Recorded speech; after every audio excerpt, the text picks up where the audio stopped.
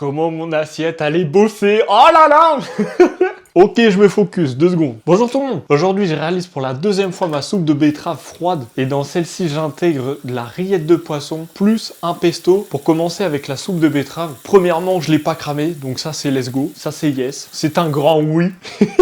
Ensuite, malheureusement, je sens trop la pomme de terre, donc la prochaine fois, je vais la supprimer. Et à cause de ça, je sens pas du tout les autres éléments. Et la betterave, je la sens vraiment en toute dernière, alors que ça doit être la première, l'élément principal de mon assiette. Et rien que pour ça, ça me fait chier. Ensuite, pour la rillette de poisson, franchement, je me suis baladé à faire mes courses, etc. au niveau du poisson. Et là, j'ai vu du maquereau fumé au poivre. Et dans ma tête, j'avais déjà l'idée de faire la deuxième version de ma betterave. Et je sais pas, dans mon cerveau, il y a une connexion bien jouée à moi. Donc je l'ai pris. Je l'ai arrangé à ma sauce, histoire de le complexifier un petit peu et histoire de pouvoir faire une quenelle en décoration. Pour ce qui en est du goût, franchement, pour une première fois, ça va. Je suis content. Mais pour moi, il manque beaucoup plus de travail et même la prochaine fois, j'aimerais bien faire mes propres rillettes de poisson parce que dans tous les cas, je dois passer par là pour évoluer. Ensuite, pour ce qui en est du pesto, cette fois-ci, j'ai essayé de la faire avec de la mozzarella parce que je l'ai jamais fait. Et je vous le dis tout de suite, mais ne le faites pas. Privilégiez la feta, ça donnera beaucoup plus de goût et ce sera beaucoup plus intense parce que malheureusement, la mozzarella, bon, on la prend pas pour le goût, etc. Plus pour la texture et ce côté fluffy en bouche. Mais là, c'est beaucoup trop fade. Enfin, on se fait chier, quoi. Donc rien pour ça, c'est bien joué d'avoir essayé, mais malheureusement, c'est un échec. Ensuite, pour la présentation, j'aimerais bien votre avis parce que j'ai fait des quenelles. Ok, c'est cool, machin. Vous avez une quenelle différente de taille pour bien séparer les deux. De base, ça devait être une seule et même rillette, mais je voulais faire comme un malabar bigou.